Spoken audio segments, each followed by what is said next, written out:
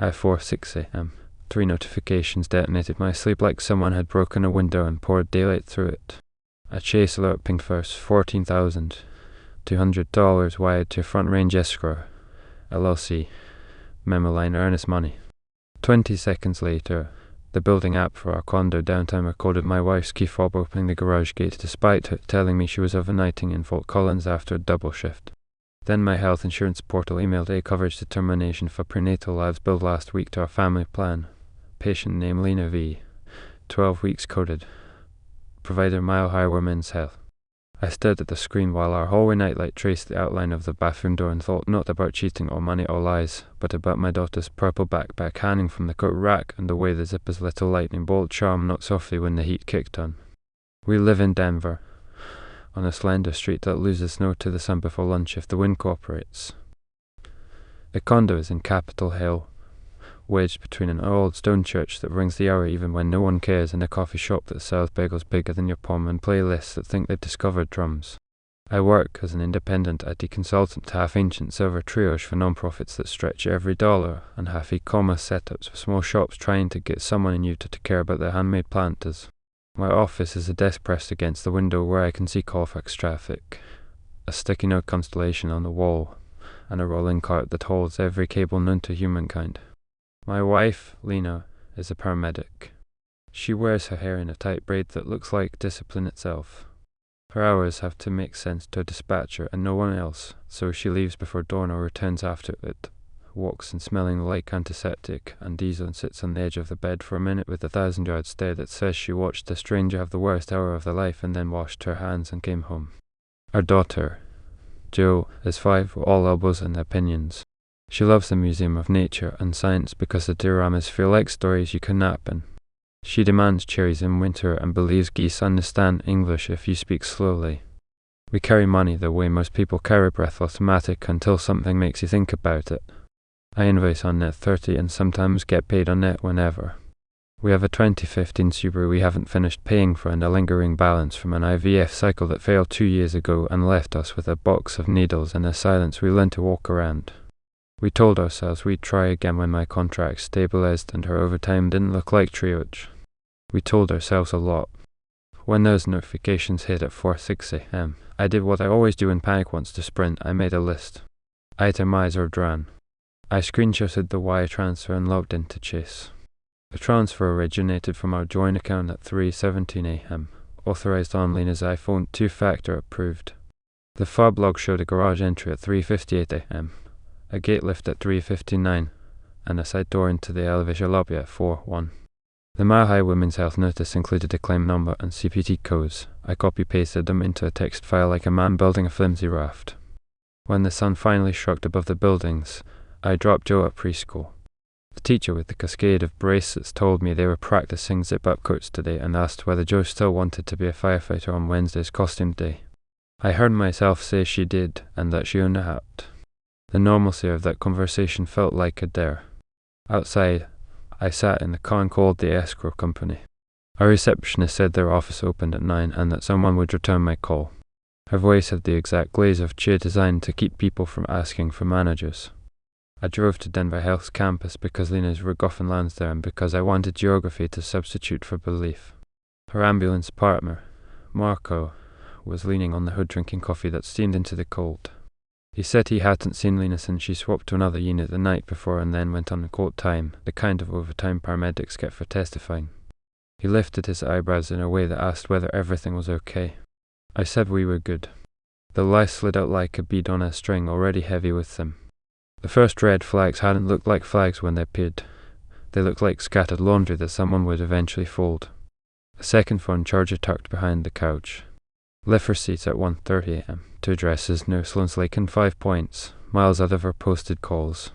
A new credit card labeled household with last for $391 attached to our Apple wallets, the kind of thing couples had without ceremony and then forget to track until the bill arrives. A strip of parking garage tickets in the center console that didn't match our building's design.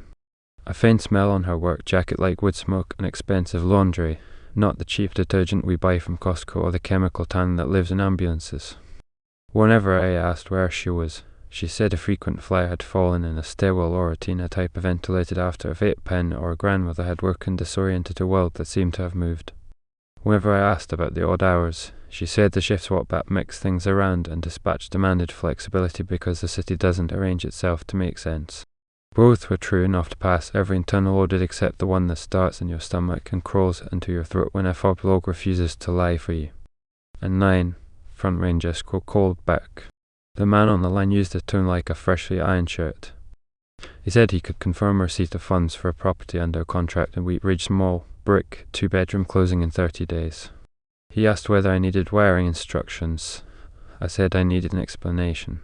He said the funds had come from the buyer listed on the contract, and he read my wife's name. He added that a co-signer had been added that morning via DocuSign me. He said the last 4 of my driver's license matched the signature page and that the notary had a video of the verification. He offered to email me the packet, and moments later a PDF landed like a stone. There was my typed name, clean and careful, and the signature I'd never made, rounded in a way my hand avoids. The co-signer box had drawn a little fence around my credit without my fingers touching any ink. I called Chase's fraud line and opened the case.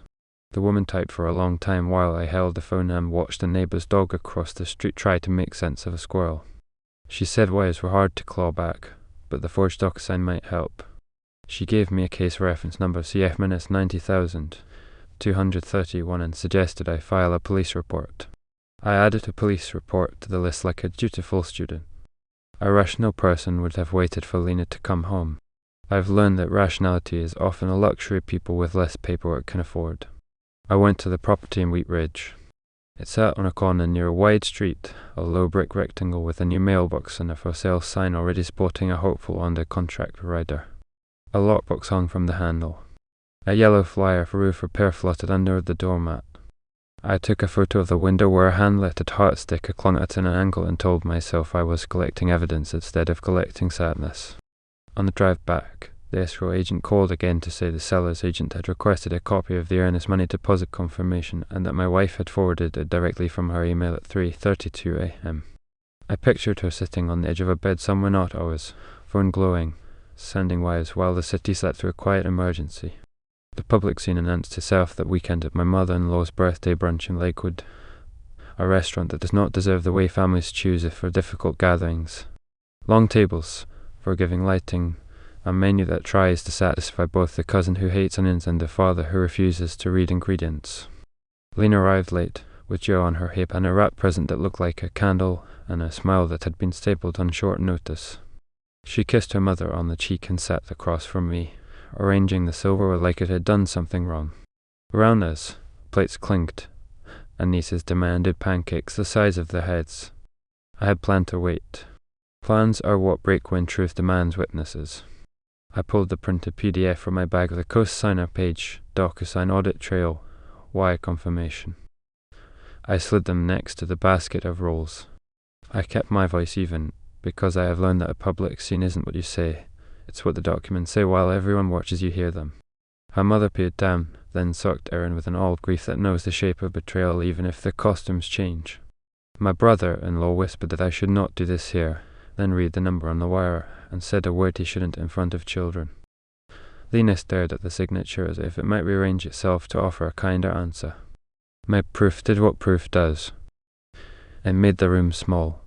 Lena said we had been discussing buying a place closer to her base because the commute steals hours from people and we had agreed to wait until spring. She said she moved fast because a deal appeared and her schedule forced her to take chances when they appeared.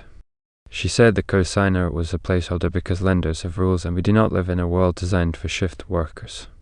She said things that had kernels of truth sewn into a fabric that didn't fit. After brunch, my mother-in-law hugged me in the parking lot in the harsh winter sun and told me she would watch Joe any time, for as long as needed, day or night. She whispered into my shoulder, an old immigrant prayer that named patience as if it wore shoes. Witnesses matter not because they decide, but because they make you less alone inside choosing. That week, I began an audit of my own house. People think betrayal is romantic in the Greek drama sense. Most of it is data entry. I pulled bank statements, Apple Wallet logs, lift histories, told transponder hits on M-470 at hours we do not drive. I saw Pat in South Broadway at 2:11 a.m. on a Thursday, 5 points at 4:48 a.m. on a Monday. The locations aligned with the storage facility called Rocky Mountain Lock and Store near an alley painted with murals that look like buildings that learn to dream. I went there at lunch and asked whether a unit existed under my wife's name. The clerk said she couldn't disclose customer information. Then she asked whether my wife's last 4 digits matched 391. I nodded like a liar with permission. She said the Tungsten unit had been opened 3 months ago, paid her auto with a card ending 391, and the gate had admitted vehicles at 3 a.m. Tuesdays and Fridays several times. She added that if I wanted to add myself to the account, I should bring ID and a letter signed by the account holder. She said this while making eye contact that almost counted as charity. When I mentioned this to Lena that night, she said the unit held extra medical equipment she collected for donation programs and that I wouldn't understand the logistics. The statement had a noble gleam to it. She said it with a tiredness that dared me to question her ruinous kindness. Later, when she showered, I found a key on her lanyard labelled our milestone as 427. I held it in my fist in the dark, cold like evidence is heavy by itself. 2 days later, I watched the storage place open and used the key on unit 427. The lock slid back with that metallic reluctance of objects that know they are about to be entangled in a human thing. Inside, a rocking chair I recognized from a Craigslist alert I'd sent to Lena months ago sat in the corner. A box crib leaned against the wall, unopened. A tote labelled flight bag contained neatly rolled shirts that weren't mine, a shaving kit without hair on the razor, and 3 framed photos face down. I flipped them. In one, Lena stood in a doorway I did not recognize, laughing at something outside the frame, her hand lifted to touch a man's shoulder while he looked at her with the kind of familiarity eyes have to practice. In another, a sonogram image pinned to a corkboard next to a grocery list scribbled in a hand not mine. In the third, a holiday card addressed to Lena plus T plus J with a snowflake sketch. I stood there absorbing that T existed, that the sonogram belonged in this room, that my daughter's initial lived in a set that didn't list me. Between the rocking chair and the crib sat a stack of lease applications with the complex's name and Clear Creek Flats highlighted. The guarantor line bore my printed name typed and touched by ink. I took photos of everything, because proof keeps calling now. I closed the unit and sat in my car and made the breathing exercise the family counselor insisted on when we were trying to have a second child. In 4, hold 4 out 4. On the out breath, I called a lawyer. She listened without interrupting the rhythm of her typing and told me to move money now if I had any to move.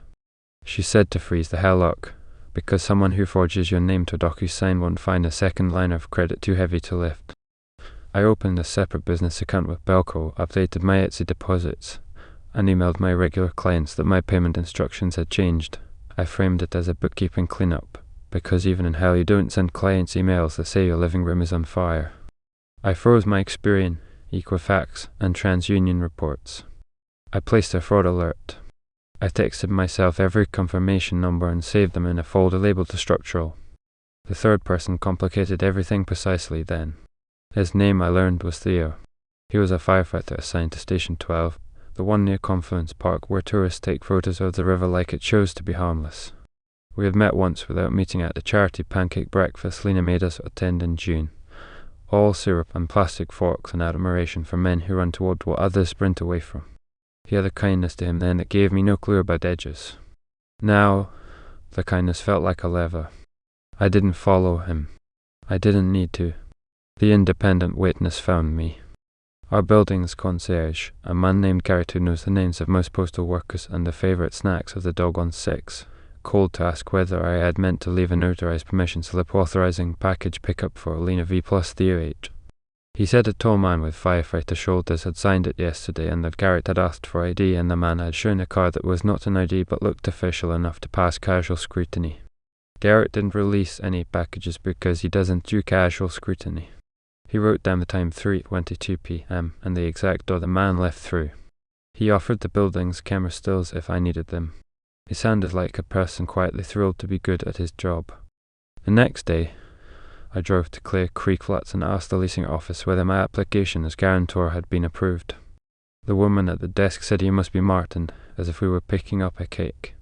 She handed me a clipboard with a moving checklist for Unit 312, key pickup Friday, at a parking permit application listed in Tacoma with a license plate that matched one I'd seen in our neighborhood too many times. She pointed at the phone number next to co-applicant, Theo, that matched the contact on the holiday card from the storage unit.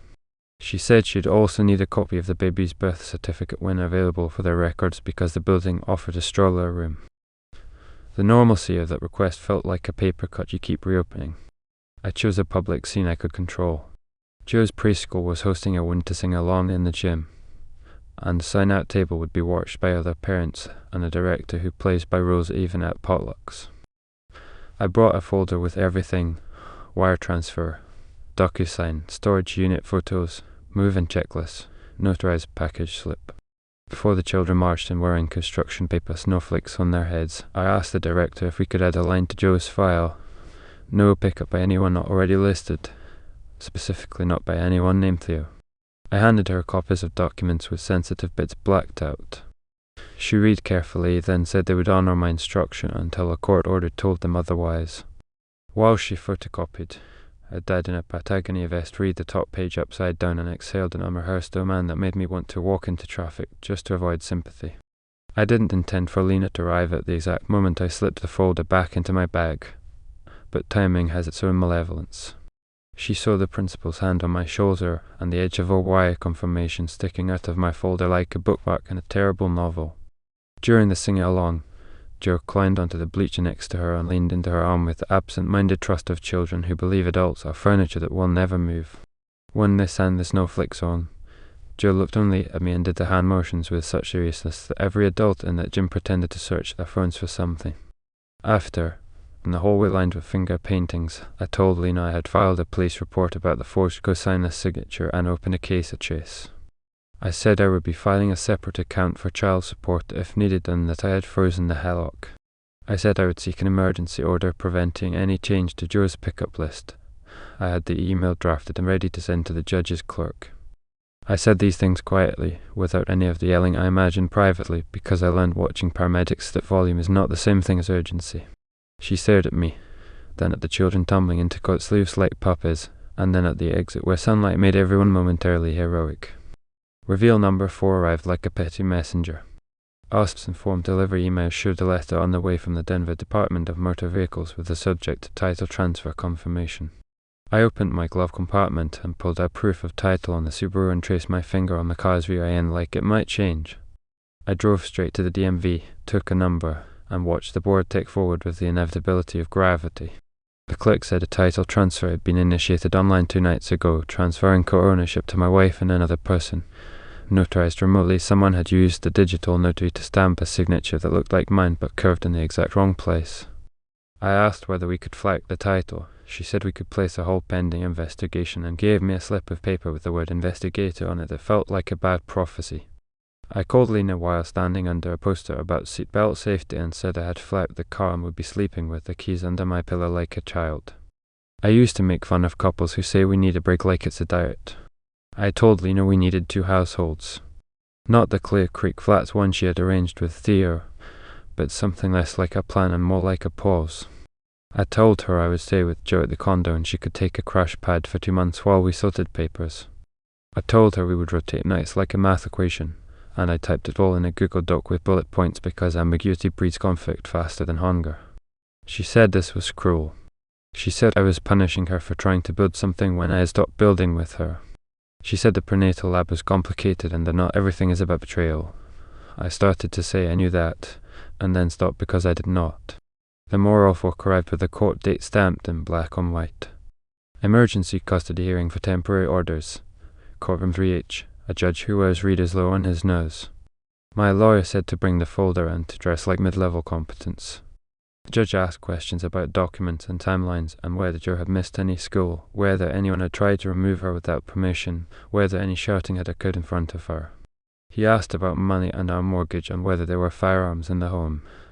The law makes a course out of the same questions for everyone, for reasons both good and weary. He granted a temporary order that said Joe would reside primarily with me during the school week and with Lena on alternating weekends. Exchanges at the public library on Broadway under the eye of a librarian who has no idea she witnesses custody transfers for a living. He ordered neither of us to introduce new partners to Joe until final orders. We flagged the house and the car and the hillock as requiring joint consent for any sale or encumbrance. He told us to enroll in a co-parenting class because the system insists on making adults sit in rooms and learn sentences like I statements and child-centered decisions while they want to set fires. Small catharsis arrived in an email that could have been a knife and instead felt like a bandage.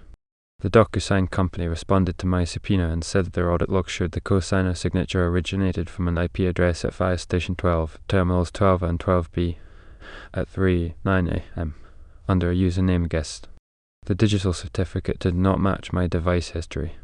My lawyer practically hummed. She said the station's network logs wouldn't lie and that the fire department's IT would comply quietly because no one needs the press. Fire department IT manager emailed a statement confirming that an employee had used the communal terminal at the time stamped. He didn't name the employee. He didn't have to. In that space, boundaries drawn, temporary orders inked, wires flagged but not returned, I attempted to live. I hired a babysitter who also happens to be a nursing student at CU Denver, capable of both coaxing applesauce into reluctant mouths and discussing the ethics of triage at 11 p.m. when the sink is full and the recycling has become a sculpture. I renewed my contract with a non-profit that runs food distribution for seniors and wrote code at midnight while Daniel Tiger explained sharing to a child who will ignore it as snack time. I bought a small fireproof safe and put birth certificates, passports, social security cards, and the folder inside. I put the safe under the bed. I slept on the far side of the mattress with the regularity of a person who learned which grooves belonged to which ghosts. The health axis in all this turned like a small planet that still has gravity. Lena's 12-week lab wasn't a surprise to her. It was an email I received because the insurance portal refuses to learn boundaries. She texted me that she didn't want to discuss prenatal care with me, that it was not my business if I insisted on making myself purely legal and not human. She added that the timing made it impossible that the baby was mine. She said it as if she were granting me a reprieve. The reprieve felt like a sentence. I did not respond, not because I am noble, but because I had run out of sentences that didn't sound like something people say to ears that can't hear them. I worried about Joe's heart, not metaphorically the actual pumping organ. The IVF gamble had taught us to fear screens. Our pediatrician pronounced her fine and said the best thing we could do was not narrate fear into her food. He suggested we keep the schedule tight and the transitions predictable. I printed the schedule and put it on the fridge with a magnet shaped like a moose. On weekends, when Joe stayed with Lena, I walked. Cheeseman Park at dusk, the geese staging tiny coots against jobbers, the pavilion columns pretending to be room. I watched couples carry picnic baskets and felt a complicated mixture of envy and relief that my basket contained only a thermos and my phone. I sometimes drove to Sloan's Lake and sat in the car with the heater on low and counted runners. I noted how many of them ran together without actually touching. I tried to figure out which were training partners and which were couples and which were people pretending. The independent witness returned at the grocery store. An off-duty cop who works security at King Soopers and knows half the neighbourhood by meat preferences saw Lena with Theo buying nursery paint swatches and a pack of diapers. He recognised Joe's daycare sticker on Lena's coat and asked whether they were expecting. Theo said yes without checking whether the air allowed it. The cop told me because we play pick-up basketball on Tuesdays and because the neighbourhood runs on information the way the body runs on sugar. He didn't mean to make it worse, he meant to make me less alone. It worked and didn't. At the exchanges in the library on Broadway, Lena looked tired in a way I recognised from years of watching her carry strangers. She brought Joe clothes that matched the weather, snacks in small containers labelled with a marker, and a stuffed animal new enough to smell like fabric dye and not yet like our house. She stooped to Joe's level and said the sentences parents say when parting: be kind to your dad, brush teeth, I love you. She did not look at me. I did not ask how her blood pressure was. We stood in a place where other people came to search for mysteries they could check out and return. We handed a child back and forth like a reference book under class. I think about the question constantly. Would you demand a DNA test for a child you believe is yours if the calendar didn't insist otherwise, knowing that the test might become a sharp edge you could cut yourself on every day? Or would you decide that the math of love does not require paternity proofs and try to build a life where biology is a footnote and bedtime is the thesis? In the end, I didn't need the test. Time solved it with a calendar and a conscience. But the question sits on my tongue like a preposition you might need later. Theo texted me once. He said he didn't want a war, that the situation was not what it looked like, that the Wheat Ridge place was a modest, decent thing, and that his hours was aligned, and that he would never try to take Joe from me. He used the word honourable. I stared at the word for a long time. I deleted the message. I told my lawyer. She said never talk to him, always talk to papers. I remembered the look on Garrett's face when he mentioned the package slip. I remembered how the leasing agent said stroller room. I remembered Quick Trip cups in Lena's car labeled too cream when she takes it black. Months have passed. The earnest money never came back. The Wheat Ridge home closed without my name on anything. Eventually another buyer's sign went up after our flood documents tangled the process long enough to break the contract. The storage unit exists as a rental charge on a card I cancelled. I suspect another card pays it now. The title investigator at the DMV called to say the Subaru transfer attempt had been denied and that a note had been added to the VIN to require in-person signatures for any future change. He congratulated me on deterring fraud like I had invented a vaccine. The custody case grinds. Lawyer sends letters. Parenting coordinators schedule meetings. Jill loses her first tooth and the tooth fairy forgets cash one night and leaves a promising note instead. We go to the zoo lights because children need magic even when their adults are inventing none. Lena sends a photo of her new apartments via a grocery store parking lot that glows like an idea at midnight and the corner of a crib assembled perfectly. The baby kicks, she says. She names him after a grandfather I never met. She asks whether I will allow Joe to meet him when the judge asks us to discuss it.